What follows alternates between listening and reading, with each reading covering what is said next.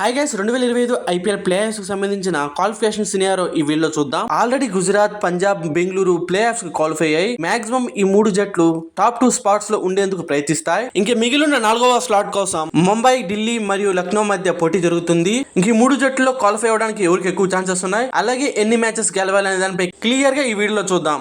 First LSG team విషయానికి వస్తే మిగిలిన 3 మ్యాచ్ల్లో కన్ఫర్మ్ గా విజయం సాధించాలి. అలాగే ఎంఐకి మిగిలిన 2 మ్యాచ్ల్లో ఓటమి పాలవడంతో పాటు ఢిల్లీ, పంజాబ్ చేతిలో ఓడిపోవాల్సి ఉంటుంది. ఈ 3 పాయింట్స్ లో ఏ ఒకటి జరగకపోయినా ఎల్ఎస్జీ ఈ సీజన్ నుండి ఎలిమినేట్ అవుతుంది.